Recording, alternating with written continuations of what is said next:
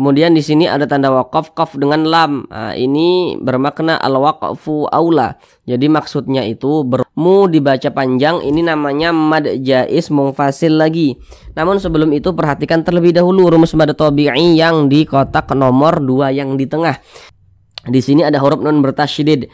Ini huruf nun tanda tasydid itu seperti ini, seperti angka 3 terbalik nih. Nah, ini tanda tasydid. Kita lihat di samping.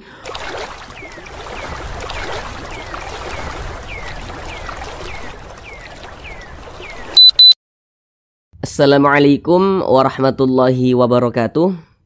Apakah Bapak Ibu Saudara semuanya belum lancar dalam membaca Al-Quran, kemudian juga belum memahami ilmu tajwid? Mari belajar mengaji Al-Quran bersama kami. Akan kami jelaskan tajwidnya dengan pelan-pelan, sehingga insya Allah Bapak Ibu Saudara semuanya langsung dapat memahami ilmu tajwid dengan mudah. Dengan kita memahami ilmu tajwid, maka insya Allah bagi Bapak Ibu Saudara semuanya yang belum lancar dalam membaca Al-Quran bisa segera lancar. Namun sebelum itu kami doakan terlebih dahulu semoga Bapak Ibu Saudara semuanya senantiasa dalam keadaan sehat, dipermudah segala urusannya, dikabulkan segala hajatnya, dan senantiasa dilancarkan rezekinya oleh Allah Subhanahu wa Ta'ala. Amin, amin ya rabbal alamin. Baiklah, langsung kita mulai belajar mengaji Al-Qur'annya. Kita kali ini belajar mengaji Al-Quran dengan penjelasan tajwidnya yang pelan-pelan, masih melanjutkan kembali di surah Al-Baqarah ayat 203. Karena di surah Al-Baqarah ayat 203 ini kita bagi menjadi 2 bagian supaya durasi videonya itu tidak terlalu lama. Karena di sini kami menjelaskannya itu dengan pelan-pelan agar mudah untuk dipahami. Jadi walaupun kita belajarnya sedikit-sedikit saja, yang terpenting Bapak Ibu Saudara semuanya langsung dapat memahami tentang tajwid, sehingga nantinya ketika membaca Al-Quran langsung dapat praktek dengan sendirinya. Sekarang kita masuk kepada bagian yang kedua. Jadi di bagian yang kedua atau bagian yang terakhir ini kita akan belajar dari sini, dari waman sampai itu hasyarun. Nah, dari sini sampai sini.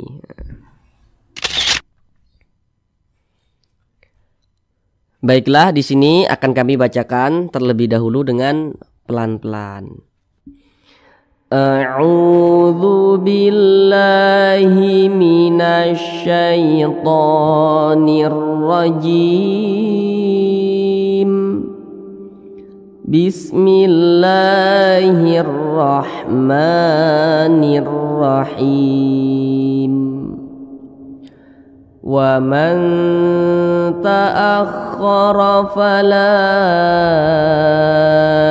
ithma 'alaihi liman ittaqa wattaqullaha wa'lamu annakum ilaihi tuhsyarun.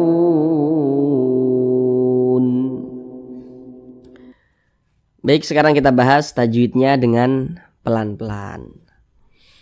Namun sebelum itu ada beberapa hal yang kami sampaikan di awal supaya untuk lebih memudahkan Bapak Ibu Saudara semuanya dalam memahami apa yang kami sampaikan.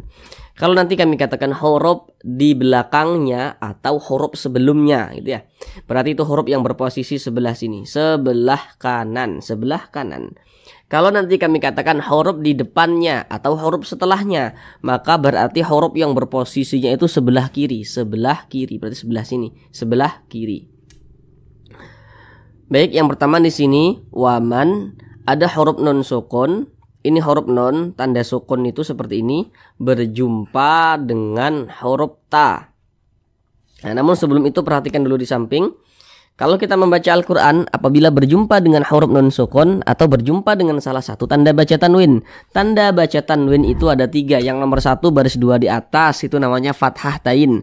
Yang nomor 2 baris 2 di bawah namanya kasrah tain. Dan yang nomor 3 itu namanya dhammah tain. Pokoknya setiap membaca Al-Quran, apabila berjumpa dengan huruf nun sukun atau berjumpa dengan salah satu tanda baca tanwin, maka kita perhatikan huruf setelahnya atau huruf di depannya, maka terjadilah suatu hukum tajwid. Nah, ini huruf nun sukun. Nah, setiap membaca Al-Quran kita perhatikan huruf di depannya. Ini huruf nun sukun, tanda sukun itu seperti ini. Nah, nun sukun, ya kita perhatikan huruf di depannya atau huruf setelahnya. Mana huruf di depannya atau huruf setelahnya? Nah, berarti yang berposisi sebelah kiri. Ini huruf nun sukun, sebelah kirinya mana? Berarti sebelah sini. Nah, nun sukun berjumpa dengan huruf ta. Kita lihat di samping. Huruf ta itu termasuk salah satu huruf ikhfa hakiki, dan dia termasuk kepada ikhfa hakiki akrob. Kenapa dikatakan akrob? Karena dia dekat. Apanya yang dekat? Makharijul huruf nun dengan huruf ta ini dia dekat. Nah, maka dikatakan akrob. Jadi cara membacanya itu disamarkan, kemudian juga didengungkan atau digunahkan. Nah, karena dia dekat, maka dia kadar dengungnya itu dia lemah, lebih kuat kadar samarnya begitu. Jadi lebih condong berbunyi n tapi disamarkan. Nah, jangan dibaca wamang, jangan, tapi dibaca waman. Nah, seperti itu. Jadi kira-kiranya itu lebih condong berbunyi n tapi disamarkan. Nah, kemudian didengungkan, kita tahan suaranya, kita panjangkan sejenak. Waman ta'akhkhara fala waman ditahan sejenak suaranya, kita panjangkan sebentar. Waman ta'akhkhara fala. Nah, kemudian huruf ra ini dibaca tebal, dibaca tabkhim karena dia memiliki tanda baca fathah. Jadi ketika mengucapkan huruf ra yang tabkhim itu, pangkal lidah kita itu naik, terangkat ke atas ketika kita mengucapkannya. Ta'akhkhara fala khara fala, seperti itu, ditebalkan. Nah, kemudian la dibaca panjang. Ini namanya mad jaiz munfasil. Nah, namun sebelum itu perhatikan terlebih dahulu rumus mad tabi'i yang di kotak nomor 3. Kalau kita membaca Al-Quran apabila berjumpa dengan huruf alif, ini huruf alif nih benderanya nih. Setiap membaca Al-Quran berjumpa dengan huruf alif, maka kita perhatikan huruf di belakangnya atau huruf sebelumnya. Kalau ada huruf alif, di belakangnya ada huruf yang memiliki tanda baca fathah. Baris satu ke atas ini disebut juga dengan tanda baca fathah atau harokat fathah. Kalau ada huruf alif, di belakangnya ada huruf yang memiliki tanda baca fathah, maka huruf yang memiliki tanda baca fathah yang berposisi tepat berada di belakang huruf alif maka dibaca panjang. Nah, la ini dibaca panjang nih karena dia memiliki tanda baca fathah dan posisinya itu tepat berada di belakang huruf alif atau tepat berada sebelum huruf alif. Nah, kemudian mad tabi'inya tuh berjumpa dengan huruf hamzah nih, tapi di lain kalimat atau di lain kata, maka namanya berubah menjadi mad jaiz munfasil. Panjangnya itu boleh 4 harokat, boleh juga 5 harokat. Nah, jadi untuk 4 harokat itu untuk lebih mempermudah, kira-kiranya itu 4 ketukan. 1, 2, 3, 4. Nah, ketukan itu hanya sarana saja untuk mempermudah kita dalam belajar, dan ketukannya pun tergantung pada tempo bacaan kita. Wa man ta'akhkhara fala itsma 'alaihi liman ittaqa. Mana huruf hamzahnya? Ini huruf hamzah nih. Bukankah ini huruf alif? Jadi kalau membaca Al-Quran apabila berjumpa dengan huruf alif yang memiliki tanda baca, maka itu adalah huruf hamzah. Ini alif nih, ada tanda bacanya, berarti ini adalah huruf hamzah. Kemudian di sini alaih, di sini apabila kita membaca Al-Quran berjumpa dengan huruf ya sukun, ini huruf ya, tanda sukun itu seperti ini ya. Kalau membaca Al-Quran apabila berjumpa dengan huruf ya sukun, kita perhatikan huruf di belakangnya atau huruf sebelumnya. Ada huruf ya sukun, di belakangnya sini ada huruf yang memiliki tanda baca fathah nih, maka huruf ya sukunnya ini berarti adalah huruf lin. Ketika kita mengucapkan huruf lin kepada yang terjadi pada huruf ya sukun itu harus berhati-hati, jangan sampai condong ke jangan dibaca alaihi, jangan, tapi dilunakkan saja, mudah. Alaihi limanittaqa. Jangan dibaca alaihi, jangan, tapi alai dilunakkan. Alaihi limanittaqa, seperti itu. Kemudian di atas ini ada tanda wakaf lam. Nah, ini adalah wakaf mamnu'. Nah, jadi maknanya ini dilarang untuk berwakaf. Jadi kalau menemukan tanda wakaf seperti ini, maka langkah baiknya kita tidak berwakaf tepat di tanda wakaf mamnu' ini, tidak berwakaf. Nah, alangkah baiknya kita teruskan bacanya, kita wasolkan seperti itu. Nah, wakaf mamnu' yang bermakna dilarang berwakaf. 5 nit taqo. Kemudian di sini ko dibaca panjang. Perhatikan tanda mad atau tanda panjang yang di kotak nomor 4. Kalau kita membaca Al-Quran, apabila berjumpa dengan suatu huruf yang di atasnya memiliki tanda baca fathah berdiri, maka huruf yang di atasnya memiliki tanda baca fathah berdiri, maka huruf tersebut dibaca panjang. Ini huruf qaf nih, di atasnya nih ada tanda baca fathah berdiri atau alif kecil. Nah, maka huruf yang di atasnya memiliki tanda baca fathah berdiri atau alif kecil, maka huruf tersebut dibaca panjang. Nah, ini namanya mad tabi'i, panjangnya 2 harokat atau kira-kira 2 ketukan, 1 2. 5 nit taqo. Nah, kemudian di sini ada tanda wakaf kaf dengan lam. Nah, ini bermakna al-waqfu aula. Jadi maksudnya itu berwakaf lebih utama. Berwakaf atau berhenti itu lebih utama. Jadi kalau menemukan tanda wakaf seperti ini, maka alangkah baiknya, lebih utamanya kita berwakaf atau berhenti tepat di tanda wakaf al-waqfu aula ini. Baru kita lanjutkan lagi bacanya. Berwakaf dulu di sini begitu, atau berhenti dulu di sini. Tapi kalaupun mau diwasolkan, kita sambung bacanya, tidak berwakaf di tanda wakaf kaf dengan lam, ini juga tidak apa-apa. Akan tetapi keterangannya itu berwakaf atau berhenti itu lebih utama, seperti itu. Kemudian di sini wattaqullah, di sini ada lafaz Allah nih. Setiap kita membaca Al-Qur'an, apabila berjumpa dengan lafaz Allah, setiap membaca Al-Qur'an nih berjumpa dengan lafaz Allah, ya, maka kita perhatikan huruf di belakang lafaz Allah atau huruf sebelum lafaz Allah tuh kita perhatikan yang memiliki tanda baca. Ini lafaz Allah, kita perhatikan huruf di belakangnya yang memiliki tanda baca, berarti yang ini ya. Tanda bacanya itu yang kita perhatikan, itu tanda bacanya. Jadi kalau ada lafaz Allah kemudian di belakangnya ada tanda baca dhammah atau tanda baca fathah. Nah, tanda baca fathah tadi seperti ini, baris 1 ke atas ini ya. Nah, kalau ada lafaz Allah di belakangnya ada huruf yang memiliki tanda baca dhammah atau tanda baca fathah, maka kalimat Allah atau lafaz Allahnya itu dibaca tebal, dibaca tafkhim. Nah, jadi di sini nih yang kita temui nih lafaz Allah di belakangnya ada huruf yang memiliki tanda baca dhammah, maka lafaz Allahnya dibaca tebal. Makanya dibaca wattaqullah. Jangan dibaca wattaqullah, jangan. Nah, tapi ditebalkan. Wattaqullah, seperti itu. Allah, janganlah, jangan, tapi ditebalkan wattaqullah. Nah, kemudian di sini ada alif lam. Ini ada alif, ini ada huruf lam. Nah, setiap membaca Al-Qur'an apabila berjumpa dengan huruf alif lam, kita perhatikan huruf di depan huruf lamnya itu kita perhatikan. Ini huruf alif, ini huruf lam. Nah, kita perhatikan huruf di depan huruf lamnya nih, kita perhatikan. Di sini di depan huruf lam masih huruf lam lagi nih. Nah, kita lihat di samping, huruf lam itu termasuk salah satu huruf syamsiyah, maka alif lam berjumpa dengan huruf lam, hukumnya adalah alif lam syamsiyah. Alif lam syamsiyah itu biasa disebut juga dengan idgham syamsiyah, karena dia cara membaca huruf lamnya itu dibaca idgham. Jadi huruf lamnya itu langsung masuk ke huruf yang di depannya. Ini huruf lamnya ini kan dia diidghamkan nih, tidak dibaca, langsung masuk ke huruf yang di depannya ini ya, ke huruf lamnya ini. Jadi jangan bingung. Alif lam syamsiyah atau idgham syamsiyah. Wattaqullah.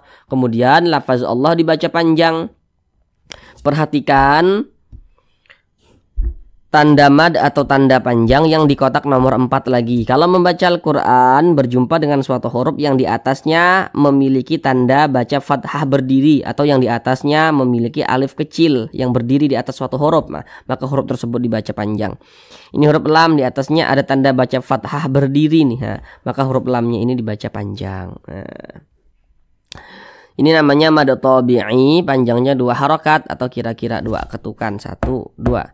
Wattaqullaha wa'lamu, mu dibaca panjang, ini namanya mad jaiz munfasil lagi. Namun sebelum itu perhatikan terlebih dahulu rumus mad tabi'i yang di kotak nomor 2 yang di tengah. Kalau membaca Al-Quran berjumpa dengan huruf waw sukun, ini huruf waw tanda sukun itu seperti ini nih, seperti tanda sukun. Setiap membaca Al-Quran berjumpa dengan huruf waw sukun, kita perhatikan huruf sebelumnya atau huruf di belakang waw sukun tuh kita perhatikan. Kalau ada huruf waw sukun, di belakangnya ada huruf yang memiliki tanda baca dhammah ya. Maka huruf yang memiliki tanda baca dhammah ini yang berposisi tepat berada sebelum waw sukun. Atau tepat berada di belakang huruf waw sukun, maka huruf tersebut dibaca panjang. Ini huruf waw sukun, di belakangnya ada huruf yang memiliki tanda baca dhammah. Nah, maka huruf yang memiliki tanda baca dhammah ini dibaca panjang. Jadi rumus mad tabi'i yang nomor 2 itu secara singkatnya, setiap membaca Al-Quran berjumpa dengan huruf waw sukun, pasangan huruf waw sukun itu adalah tanda baca dhammah ini, sehingga huruf sebelumnya atau huruf di belakang waw sukunnya itu dibaca panjang seperti itu. Kemudian mad tabi'inya itu berjumpa dengan hamzah nih, tapi di lain kata atau di lain kalimat, maka namanya berubah menjadi mad jaiz munfasil. Panjangnya itu 4 hingga 5 harokat. Wa'lamu annakum. Di sini ada huruf nun bertasydid. Ini huruf nun tanda tasydid itu seperti ini, seperti angka 3 terbalik nih. Nah, ini tanda tasydid. Kita lihat di samping. Huruf nun bertasydid, huruf mim bertasydid, hukumnya adalah gunnah musyaddadah. Perhatikan catatan kecil di bawahnya itu. Itu sengaja kami buat catatan kecil semacam itu di bawahnya supaya Bapak Ibu Saudara semuanya yang masih pemula dalam belajar tajwid tidak salah dalam menentukan hukum tajwid. Karena nanti tidak semua nun bertasydid, tidak semua mim bertasydid hukumnya gunnah musyaddadah, tidak semua begitu. Jadi supaya tidak keliru maka kami buat catatan di bawahnya itu. Nah, jadi kalau ada huruf nun bertasydid, nah kita perhatikan huruf sebelumnya atau huruf di belakangnya. Apabila huruf sebelum nun bertasydid itu ada huruf yang memiliki tanda baca fathah, kasroh atau dhammah, maka berarti nun bertasydidnya itu hukumnya adalah gunnah musyaddadah. Ini nun bertasydid nih. Nah, mana huruf sebelumnya? Nah, berarti yang sebelah kanan, berarti yang ini, yang alif nih, yang hamzah nih. Huruf nun bertasydid di belakangnya sini ada huruf yang memiliki tanda baca fathah nih. Nah, maka berarti nun bertasydidnya ini adalah gunnah musyaddadah hukumnya gitu. Karena nanti tidak semua nun bertasydid, tidak semua mim bertasydid gunnah musyaddadah, tidak semua. Kalau kemasukan nun sukun atau kemasukan tanda baca tanwin seperti itu, supaya memudahkan kami buat catatan kecil di bawahnya itu. Ini nun bertasydid, sebelumnya ada huruf yang memiliki tanda baca fathah, berarti nun bertasydidnya ini hukumnya gunnah musyaddadah. Cara bacanya itu digunnahkan atau didengungkan. Jadi suaranya itu kita tahan ya, kita panjangkan sejenak. Annakum, jangan dibaca annakum. Nah, itu kurang gunnahnya, lebih dipanjangkan lagi sedikit. Annakum. Nah, kemudian di sini ada huruf mim sukun. Ini huruf mim tanda sukun seperti ini berjumpa dengan huruf hamzah nih. Nah, kita lihat di samping hukum mim sukun itu ada 3. Sekarang fokus yang di nomor 3, Kalau kita membaca Al-Quran, apabila berjumpa dengan huruf mim sukun, kemudian di depan huruf mim sukun itu bukan huruf ba, bukan huruf mim, maka semua hukumnya namanya izhar syafawi. Ini huruf mim sukun nih, di depannya sini huruf hamzah nih, bukan huruf ba, bukan huruf mim, maka hukumnya izhar syafawi. Maka dibaca jelas, tidak berdengung. Jadi dibaca pendek saja. Annakum ilaihi tuhsyarun. Jangan dibaca annakum ilaihi tuhsyarun. Jangan dipanjangkan seperti itu, jangan. Baca pendek saja. Annakum annakum ilaihi tuhsyarun. Nah, dibaca jelas, tidak berdengung. Kemudian di sini berjumpa lagi dengan huruf ya sukun. Tadi di awal sudah kami jelaskan membaca Al-Qur'an berjumpa dengan huruf ya sukun, kita perhatikan huruf sebelumnya. Kalau ada huruf ya sukun sebelumnya atau di belakang ya sukun itu ada huruf yang memiliki tanda baca fathah, maka huruf ya sukunnya ini adalah huruf lin. Nah, berhati-hati ketika mengucapkan huruf lin pada huruf ya sukun, jangan sampai condong ke e. Jangan dibaca ilaihi tuhsyarun, jangan ilai, tapi dilunakkan mudah. Jangan ilai. Nah, jangan sampai condong ke e. Ilaihi tuhsyarun. Nah. Kemudian huruf ra memiliki tanda baca dhammah. Nah, maka huruf ra yang memiliki tanda baca dhammah ya, yang berposisi di tengah bacaan seperti ini, maka dia pasti dibaca tebal begitu. Jadi huruf ra-nya ini dibaca tebal, dibaca tafkhim, sehingga pangkal lisan kita naik terangkat ke atas ketika kita mengucapkannya. Tuhsyarun. Nah, seperti itu ditebalkan. Kemudian run dibaca panjang. Ini namanya mad arid li sukun. Namun sebelum itu perhatikan terlebih dahulu rumus mad tabi'i yang di tengah, yang di kotak nomor 2. Kalau membaca Al-Qur'an apabila berjumpa dengan huruf waw sukun, ini huruf waw tanda sukun tuh seperti ini, maka kita perhatikan huruf sebelumnya atau huruf di belakang waw sukun kita perhatikan. Apabila ada huruf yang memiliki tanda baca dhammah yang berposisi tepat berada di belakang huruf waw sukun, maka huruf tersebut dibaca panjang. Ini huruf waw tanda sukun tuh seperti ini. Di belakangnya sini ada huruf yang memiliki tanda baca dhammah. Maka huruf yang memiliki tanda baca dhammah ini yang berposisi tepat berada di belakang huruf waw sukun ya, atau tepat berada sebelum waw sukun, maka huruf tersebut dibaca panjang. Nah, ini huruf ra dibaca panjang sebab memiliki tanda baca dhammah nih, dan posisinya tepat berada di belakang huruf waw sukun. Ini huruf waw, di belakangnya ada huruf yang memiliki tanda baca dhammah. Nah, sehingga huruf yang memiliki tanda baca dhammah ini dibaca panjang. Pada awalnya namanya mad tabi'i. Kemudian mad tabi'inya itu berjumpa dengan huruf yang kita sukunkan, atau huruf yang kita matikan. Nah, maka namanya berubah menjadi mad arid li sukun. Panjangnya boleh 2 harokat, boleh 4 harokat, hingga 6 harokat. Yang terpenting konsisten dalam sekali bacaan. Maksudnya konsisten itu ketika kita ngaji berjumpa dengan mad arid li sukun. Semua mad arid li sukun jika dibaca 2 harokat maka semuanya harus dibaca 2 harokat. Jika dibaca 4 harokat maka semuanya harus dibaca 4 harokat begitu. Jadi jangan berubah-ubah, di atas 2 harokat, di bawah 4 harokat, tidak seperti itu. Harus sama, harus konsisten begitu. Mana huruf yang kita sukunkan? Huruf nun. Ini kan kita baca tuhsyarun. Kalau berwakaf tepat di huruf nun kita baca tuhsyarun. Jangan dibaca tuhsyaruna, jangan. Nah, tapi huruf nun kita sukunkan. Kita baca tuhsyarun seperti itu. Jadi huruf nun kita sukunkan. Kenapa huruf nun kita sukunkan? Kalau kita membaca Al-Qur'an kemudian kita berhenti atau berwakaf tepat di huruf yang tidak dibaca panjang, maka huruf tersebut harus kita sukunkan. Ini kita membaca Al-Qur'an, berwakaf nih kita atau berhenti nih kita tepat di huruf nun. Huruf nun tidak dibaca panjang, makanya huruf nun ini kita sukunkan atau kita matikan sehingga dibaca tuhsyarun. Tidak dibaca tuhsyaruna, tidak, tapi dibaca tuhsyarun seperti itu. Baiklah saudara semuanya, dikarenakan durasinya itu sudah cukup lumayan panjang ya. Jadi tidak kita ulang bacanya, kita cukupkan sampai di sini saja.